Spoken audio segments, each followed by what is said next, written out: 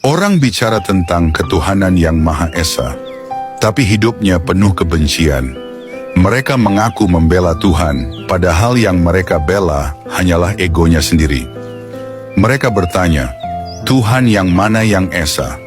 Pertanyaan bodoh, sebab sejak kau bertanya yang mana, kau sudah memecah keesaan itu menjadi dualitas. Tuhan tidak bisa diperebutkan, tidak bisa dikurung dalam nama, simbol, atau kitab.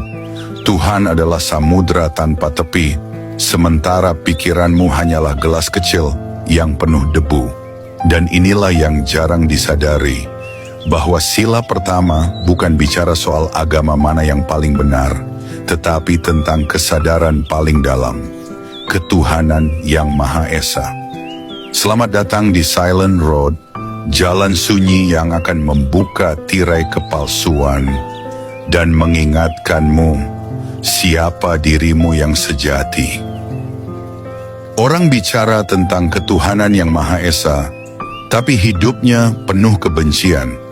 Mereka mengaku membela Tuhan, tapi di tangannya ada batu, ada parang, ada darah sesama manusia. Apakah itu ketuhanan yang Maha Esa? Atau hanya ketuhanan yang Maha Esa yang dipakai sebagai senjata untuk menindas, menuding, dan menguasai? Tuhan tidak butuh dibela.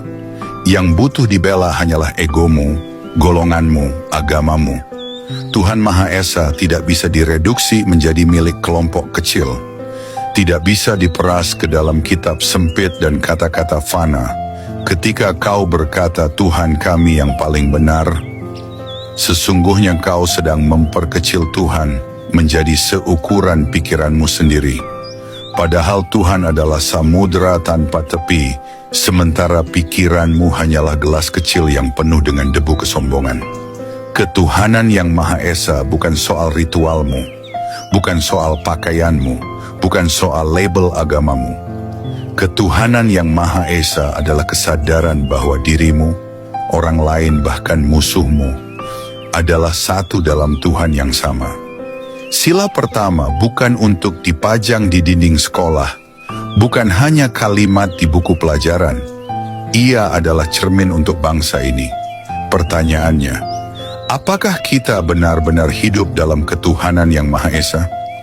Ataukah kita masih terjebak dalam ketuhanan yang Maha Esa, berdebat, saling menghakimi, saling meniadakan, sampai lupa bahwa kita semua berasal dari satu cahaya yang sama? Ketahuilah, selama engkau masih sibuk mempertanyakan mana Tuhan yang benar, engkau belum mengenal Tuhan, karena yang benar-benar mengenal Tuhan akan diam, sebab ia tahu yang Esa tidak bisa diperebutkan. Orang sering salah paham. Ketika mendengar sila pertama, ketuhanan yang Maha Esa, mereka langsung membawanya ke arena klaim. Siapa Tuhanmu? Mana yang benar? Mana yang Esa? Padahal, ketuhanan yang Maha Esa bukanlah maksudnya. Itu hanyalah permainan logika manusia, perebutan label, perang klaim yang membuat Tuhan seolah berpecah menjadi sekian banyak kotak. Seolah-olah Tuhan bisa dimiliki, diperebutkan, bahkan dipasarkan, tapi sila pertama tidak berkata begitu.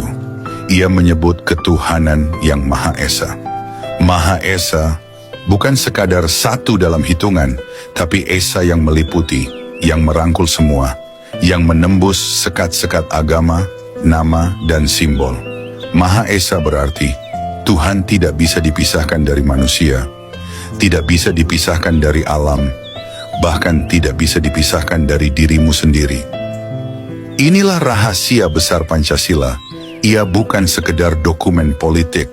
Ia adalah mantra bangsa.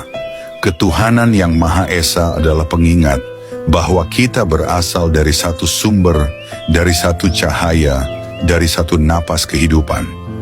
Lalu, mengapa bangsa ini kerap terjebak pada ketuhanan yang Maha Esa?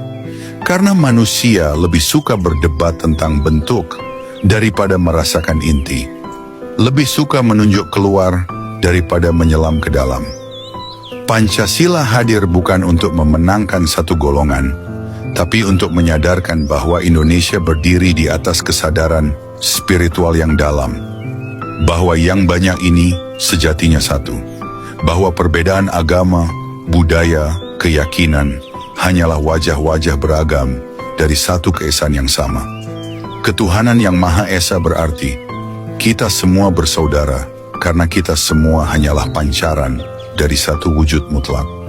Dan ketika engkau benar-benar memahami ini, engkau akan berhenti bertanya, Tuhan yang mana yang Esa? Karena engkau akan menyadari bahwa yang ada hanyalah satu Tuhan, hadir dalam segala rupa, dalam segala nama, bahkan dalam keheningan tanpa nama. Inilah makna terdalam sila pertama. Inilah pondasi bangsa ini, dan inilah kebenaran spiritual yang tak akan pernah bisa diperebutkan. Ketuhanan yang Maha Esa bukan kalimat indah untuk dipajang. Ia adalah panggilan untuk kembali ke asal, kembali ke cahaya, kembali ke dirimu sendiri. Selama engkau masih sibuk bertanya, Tuhan yang mana yang Esa? Selama itu pula engkau masih buta, karena engkau masih melihat perbedaan, bukan menyadari keesaan. Ingatlah, bangsa ini berdiri di atas satu kesadaran, bahwa di balik ribuan suku, ratusan agama, dan jutaan wajah, hanya ada satu napas, satu jiwa, satu Tuhan. Maka diamlah sejenak, rasakan denyut nadimu, rasakan hembus napasmu, disitulah Tuhan berada. Inilah makna terdalam sila pertama. Inilah rahasia besar Pancasila. Dan inilah pesan sunyi untuk kita semua. Tuhan tidak untuk diperebutkan, Tuhan hanya untuk disadari. Ingatlah, ketuhanan yang Maha Esa bukan milik satu golongan, tetapi jiwa yang menghidupi seluruh bangsa ini. Dan selama kita masih bisa merasakan satu napas yang sama, Indonesia akan tetap berdiri. Inilah jalan sunyi, inilah suara Silent Road, menggugah kesadaran, menyingkap tirai kepalsuan, agar kita kembali pada cahaya yang satu. Dirgahayu Indonesia, semoga bangsa ini selalu ingat pada pondasinya, dan selalu berjalan di bawah cahaya ketuhanan yang Maha Esa.